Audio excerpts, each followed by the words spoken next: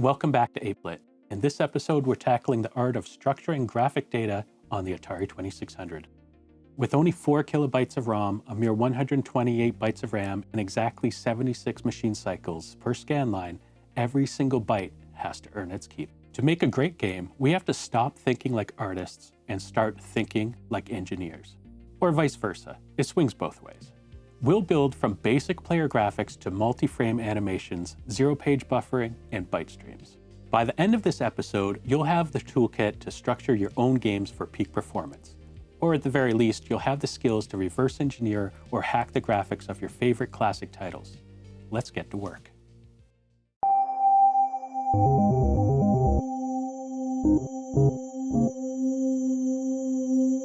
Before we dive into the code, I just want to say a huge thank you to my patrons. Keeping all my project files and tutorials completely free for everyone is really important to me, and it's only possible because of their support. If you'd like to help keep the channel going and support more free content like this, check out the link in the description. Now, let's get back to the good stuff.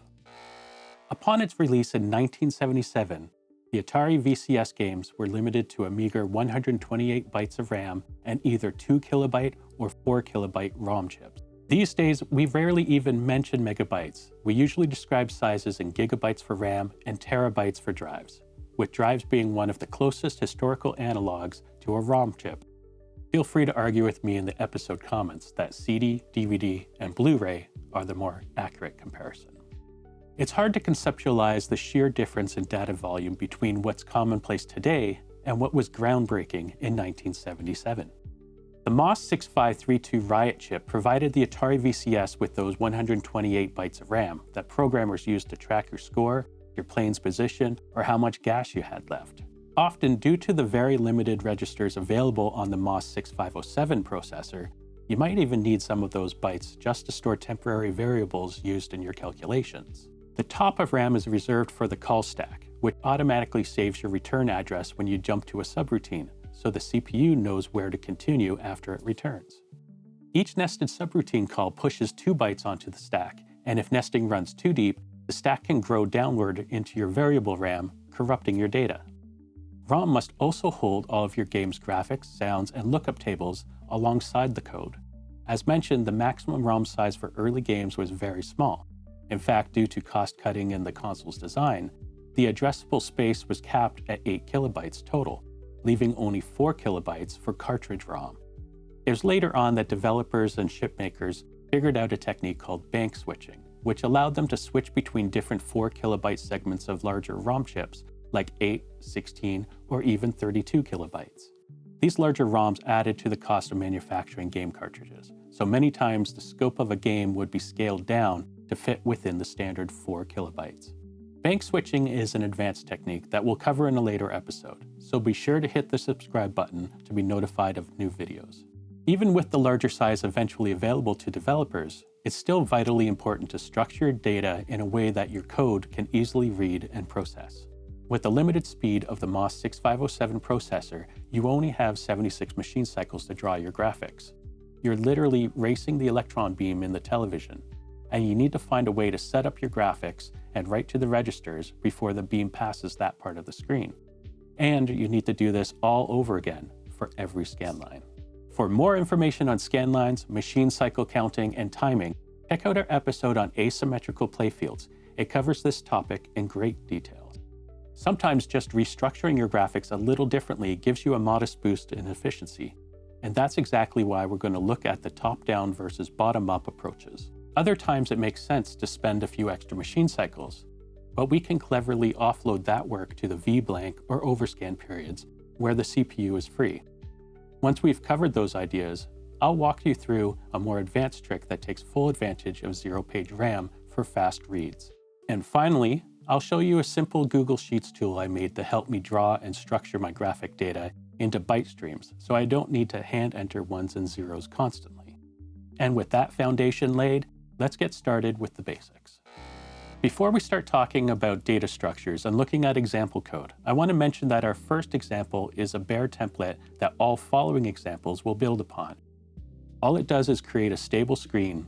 It generates 262 scan lines, which is the standard for NTSC. This is broken down into 3 lines for vertical sync, 37 for vertical blank, 192 for video out, and the remaining 30 for overscan. For more information on generating a stable screen, please refer to our episode titled Your First Code for the Atari 2600, where we break down the different areas of the screen and explain what the code is doing. A link is provided in the description. In this example, we're going to discuss the differences between top-down and bottom-up graphics processing. Generally, when you think about drawing a graphic, you picture it just as you see it on the screen, with the character's head at the top and their feet at the bottom. Certainly, this is how we want the final image to look, but depending on your use case, it might be better to store the bitmap upside down in your ROM, with the feet at the top and the head at the bottom. It all depends on how you want to draw your entire screen. Typically, you use a large portion of the screen, but your graphic might only be 10 scan lines tall. As you move down the screen, 1 scan line at a time, you need to know exactly which scan line to start drawing and on which one to stop. This requires calculating whether your graphic is visible on every single scan line. If it is, you grab the correct line of the bitmap. If not, you set the data to 0, so nothing is drawn. Furthermore, you need to calculate whether you should even be drawing a scan line at all, such as checking if you've reached the bottom of the video out area.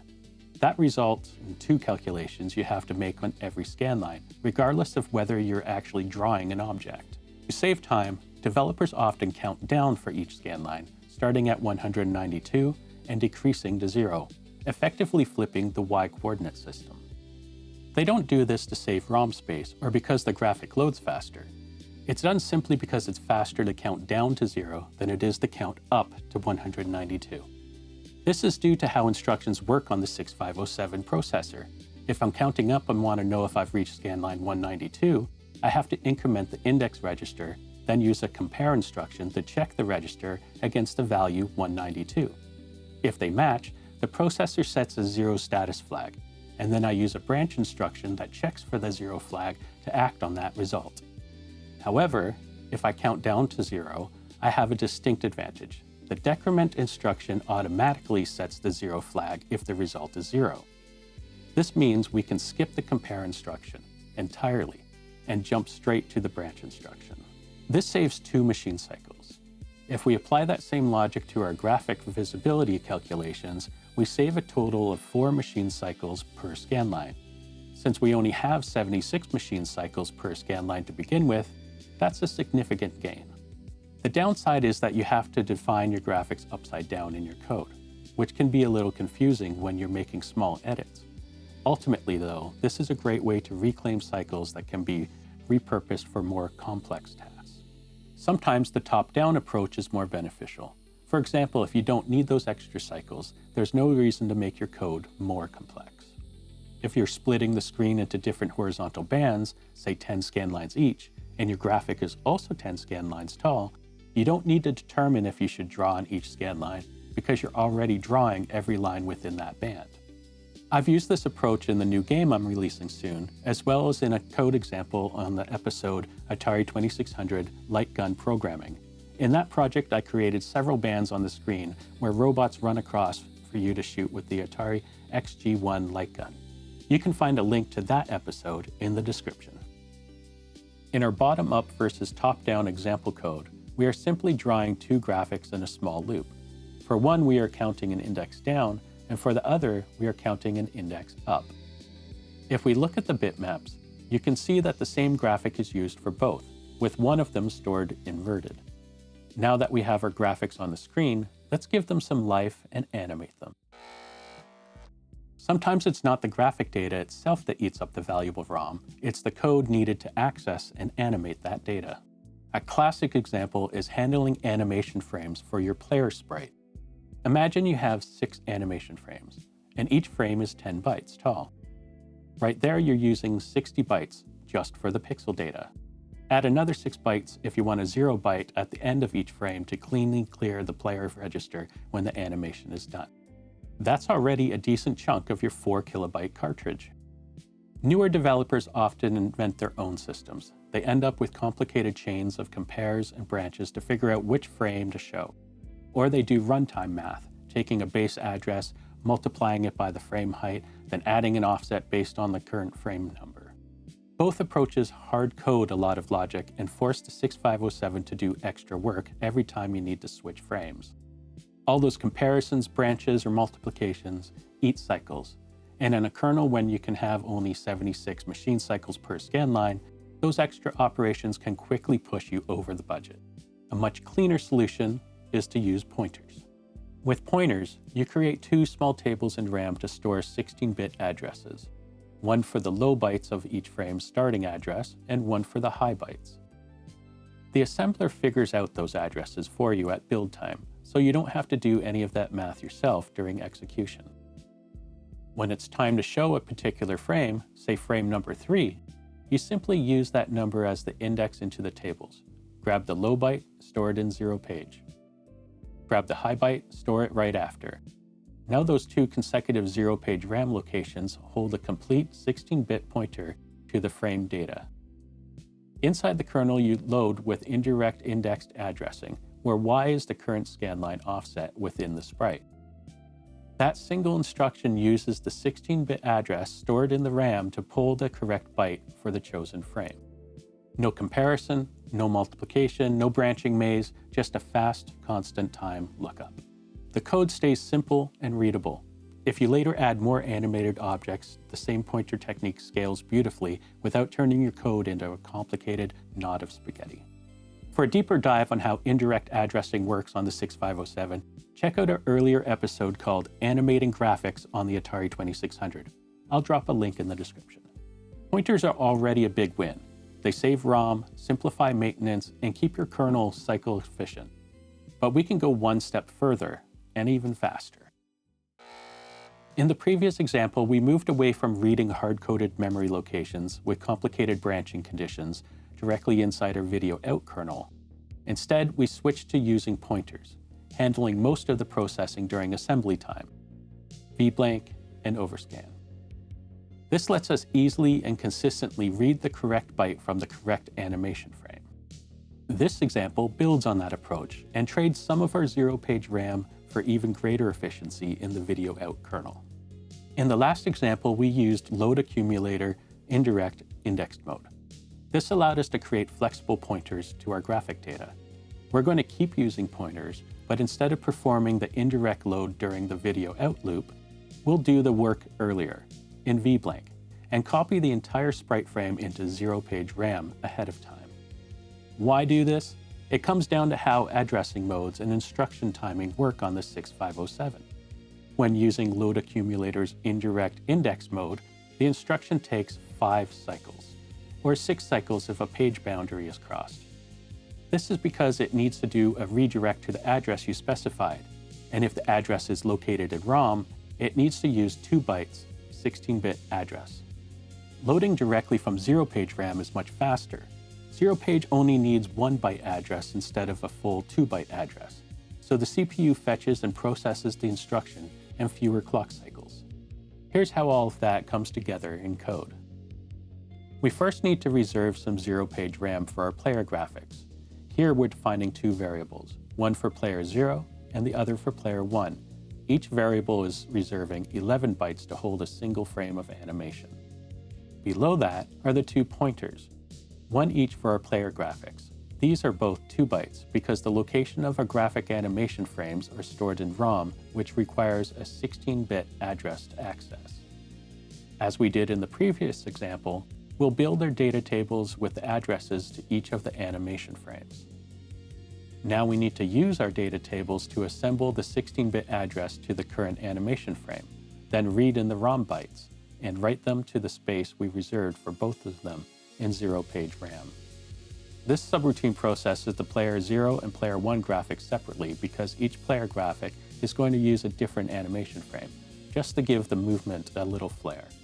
Now that our bytes are safely delivered to 0-page RAM, we no longer need to worry about pointers in our video out kernel. It's as simple as read bytes, write bytes, move on to the next. Through these examples, we've progressed from absolute addressing to indirect indexed, and now to 0-page loads for the main video out loop. That's a significant overall savings in cycles in our video out kernel. Now let's shift away from player graphics and look at Playfield graphics, exploring a couple of different ways to efficiently load multiple bytes of data per scan line. But before we do that, I want to ask you to subscribe to the channel if you enjoy learning about Atari 2600 game programming and want to know more about it. Subscribing, giving an episode a like, and letting us know what you liked or didn't like about the episode you watched really helps us out and lets us know how to direct future episodes. Thank you so much for your support. Now on with the show. Loading player graphics is child's play compared to the Playfield. It's the difference between 1 byte for a single player or 2 bytes for 2 versus 3 bytes for a standard Playfield and 6 bytes for an asymmetrical one. Similar timing constraints apply, but the Playfield comes with more rules. While the registers are only 3 bytes wide, creating an asymmetrical look means we have to rewrite those registers before the electron beam reaches the halfway point of the screen. Then rewrite them again before the beam starts on the next line. It's a constant race. The way these graphics are displayed is also unique. Both the PF0 and PF2 registers display their bits in reverse order, while PF1 displays them normally. To make it even weirder, PF0 only uses the upper 4 bits of the byte. This makes designing and modifying playfields a bit of a headache. To fix that, I use a tool we're all familiar with, the spreadsheet. Whether you're an Excel, Google Sheets, or numbers person, we can use the formulas to handle the heavy lifting.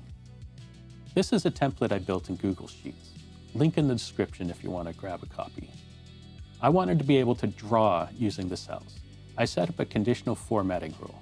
If a cell isn't empty, the background color changes. Now I can move around with the arrow keys, hit the spacebar to paint a pixel, and delete to erase it. I then mapped out exactly which registers the bits belong to, PF0, PF1, and PF2. This sheet is configured for a mirrored asymmetrical layout. I created 6 columns that look at my drawing and automatically build the binary strings. The formula handles the spicy part.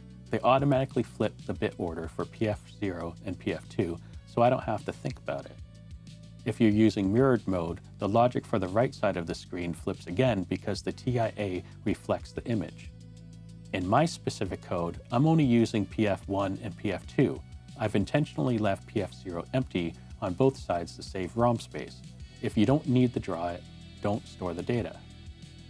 This leaves me with 4 bytes of data per line of Playfield graphics. To keep the code efficient, I store the graphics by column rather than by line. I've created 4 data tables, PF1A, PF2A, PF2B, and PF1B. For every scan line, the code reads from its dedicated table. The index is simply the current row of the graphic we want to show. We read the value, write it to the register, increment, and repeat. Since I'm counting up, the data tables are organized top-down, head at the top, feet at the bottom. Now we can just copy these columns and paste them into our assembly code. But editing raw binary in a text editor is a nightmare. To keep the code clean, the spreadsheet also converts these binary values into hexadecimal. It doesn't save any ROM space. A byte is a byte whether it's binary or hex, but it makes the code much more readable. I even added a formula to wrap up the hex values into a formatted data table string. Now, instead of manually editing 47 lines of code, I just copy and paste 4 lines. The code for this example is pretty close to example 2, where we draw normal player graphics from ROM. No pointers, no 0-page RAM. You can check it out for yourself on our Git repo, along with all the other examples for every other episode. Be sure to star the repo to let me know you like it. A link is down in the episode description. For the next step, we'll evolve this into a compact byte stream for animation. In this example, we're going to be using several graphics for our animation, 5 to be exact. You know, if we stuck with the same method for our last example, we'd end up with 4 data tables for each of those 5 graphics, totaling 20 data tables. That's a pretty heavy load for our code to handle. And since we're dealing with animations, we'd also need to set up pointers to every single one of those tables. Honestly, that's way too much for me to keep straight in my head. So to make things easier, we're going to store each complete graphic in just one table. Let's take another look at our spreadsheet, this time switching over to the second tab. Here you can see each frame of the animation sketched out in the Playfield columns. but this time the sheet is set up for a non-mirrored asymmetrical layout, so the order is PF1A, PF2A, PF0B, PF1B. Obviously, this means our formulas are going to be a bit different, but hey, that's not the only change. In fact, the whole thing looks pretty different now. Sure, the binary columns haven't changed, and neither have the hex columns. But when it comes to how we're ordering our graphic data table, it's like night and day. In the previous example, we just appended the Playfield columns from top to bottom, one data table per column. That was straightforward, wasn't it? This time though, we're going back to that bottom-up approach, where the first data we write gets read from the end of the table, and we work our way to the beginning. As I mentioned before, this saves us some machine cycles per frame, which is always a nice bonus. So we're starting to compile the bytes for our stream by grabbing the last row of the graphic first, pulling the values for the Playfield columns in the order they'll be displayed: PF1A, PF2A, PF0B, and PF1B. Then we just work our way up through the other rows. You can see in the stream that our formula generated, the first 4 bytes match up to the 4 bytes in the last row, the next 4 in the second last row, and so on and so on. I'm not going to dive deep into the formula itself because it's tailored specifically to this way of generating the stream.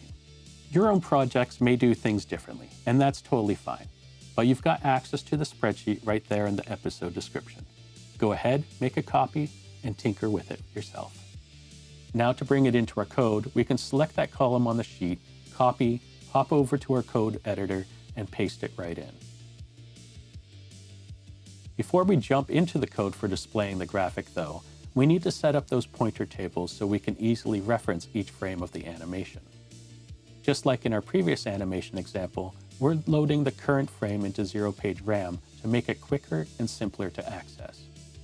This subroutine grabs the index of the current animation frame, then uses the pointers to copy each byte into RAM. Graphic RAM is the base RAM for our graphic we want to draw into the Playfield register. But what's X all about? Normally with a player graphic, this index would point to the line or byte of the graphic we're drawing. But here, since we're working with Playfield registers and our graphic uses 4 bytes per line, it's a little different. In this case, X is the offset from the base address to the first of those 4 bytes for the line we want to draw. We figure out that address by creating a data table of memory offsets. The offsets table is basically a list pointing to the start of each graphic line. With that, we can decrement X to grab the address for the line we're after. As we define graphic RAM and reserve the bytes, the assembler figures out the base address in RAM and swaps in any references to graphic RAM with that actual address. Here, for example, we're telling it to use the base address of graphic RAM +1.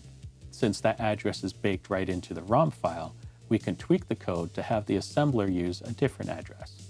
Without us doing any math or burning machine cycles, we're now reading the second byte of the graphic, and we keep going like this until we have all 4 bytes.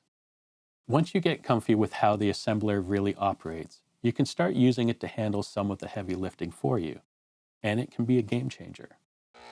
We started off with a stable kernel, then we added static and animated player graphics using pointers and zero-page memory, and finally scaled up to those Playfield streams, all to keep things optimized within those 76 cycles. Remember, going bottom-up gives you that efficiency boost, pointers add flexibility, zero-page ramps up the speed, and streams keep our animations nice and compact. There's a link to the Google spreadsheets we used in the examples right there in the episode description. When you click on it, it'll prompt you to automatically create a copy for yourself on your own Google Drive. So what have you been using to design your graphics? Go ahead and share in the comments below. If you enjoyed this, give it a like, subscribe, and hit that bell for notifications. Join our Discord for more discussions and check out our merch store. Links are all in the episode description. As always, all the example code for this episode is in the GitHub repo. Just follow a link in the episode description. Have you programmed Atari today? That's all for now. Thanks for watching, and I'll catch you later.